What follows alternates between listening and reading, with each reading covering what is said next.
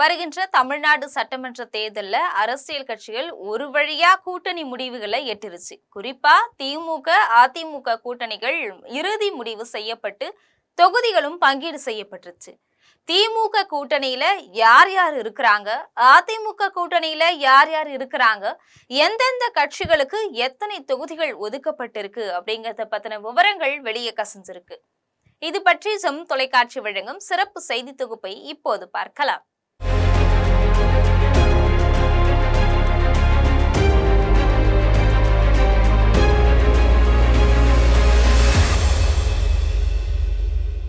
அதிமுகவை பொறுத்த வரைக்கும் கூட்டணி விவகாரம் மிகப்பெரிய புயலை கிளப்பிட்டு வந்துச்சு. பாரதிய ஜனதா கட்சியை தவிர யாரும் கூட்டணியில சேராத நிலையில நிச்சயமா வெற்றி கூட்டணி அமையும் அப்படின்னு எடப்பாடி பழனிசாமி பேசிட்டு வந்தார்.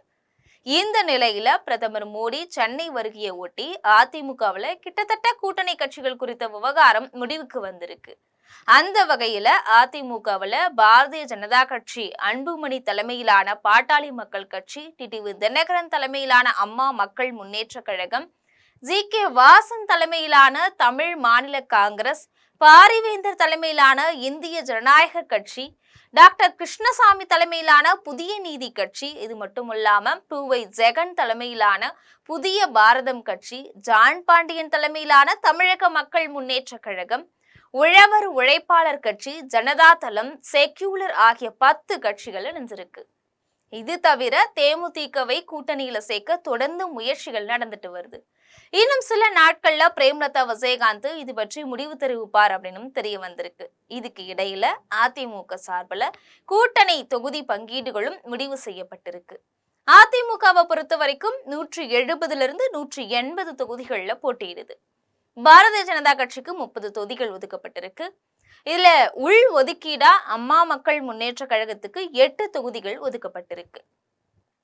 இந்திய ஜனநாயக கட்சி மற்றும் புதிய நீதி கட்சிக்கு தலா 2 தொகுதிகளும், தமிழ் மாநில காங்கிரசுக்கு 5 தொகுதிகளும், ஜான் பாண்டியனுடைய தமிழக முன்னேற்ற கழகத்துக்கு 2 தொகுதிகளும், அன்புமணி தலைமையிலான பாமகவுக்கு 18 தொகுதிகளும், ஒரு ராஜ்யசபா தொகுதியும், புரட்சி பாரதம் கட்சிக்கு 2 தொகுதிகளும் ஒதுக்கப்பட்டிருக்கு. இதே மாதிரி திமுக தரப்பிலும் கூட்டணி கட்சிகள் முடிவு செஞ்சுட்டாங்க. காங்கிரஸ் கட்சியை பொறுத்த வரைக்கும் திமுக கூட தான் கூட்டணி அப்படிங்கிற முடிவு எட்டப்பட்டிருக்கு. அந்த வகையில திமுக 175 தொகுதிகள்ல போட்டியிடுது. காங்கிரஸ் கட்சி 25 தொகுதிகள்ல போட்டியிடுது. விடுதலை சிறுத்தைகள் கட்சிக்கு 9 தொகுதிகள் ஒதுக்கப்பட்டிருக்கு. மார்க்சிஸ்ட் கம்யூனிஸ்ட் கட்சிக்கு 6 தொகுதிகளும், இந்திய கம்யூனிஸ்ட் கட்சிக்கு 6 தொகுதிகளும், மதிமுகவுக்கு 6 தொகுதிகளும் ஒதுக்கப்பட்டிருக்கு.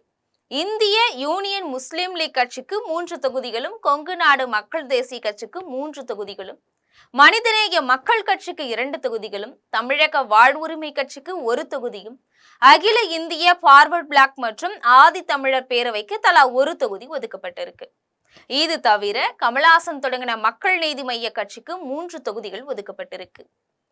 மருத்துவர் ராமதாஸ் தலைமையிலான பாட்டாளி மக்கள் கட்சியும் திமுகவில் இணைய காத்திருக்குது. அந்த வகையில பாட்டாளி மக்கள் கட்சிக்கு 5 தொகுதிகள் ஒதுக்கப்படலாம் அப்படின்னு தெரியுது. ஒருவேளை தேமுதிக கூட்டணி அமைஞ்சா அந்த கட்சிக்கு 7 தொகுதிகள் ஒதுக்கப்படலாம் அப்படின்னு தெரியுது.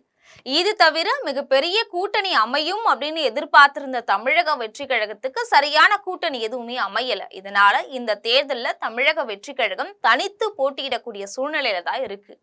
இதே மாதிரி நாம் தமிழர் கட்சியும் வருகின்ற தேர்தலை தனியாவே நின்று சந்திக்குது அப்படிங்கிறது முக்கியமான விஷயம். இது போன்ற அரசியல் செய்திகளை தெரிந்து கொள்ள ஜெம் தொலைக்காட்சியுடன் எப்பொழுதும் தொடர்பில் இருங்கள். நன்றி, வணக்கம்.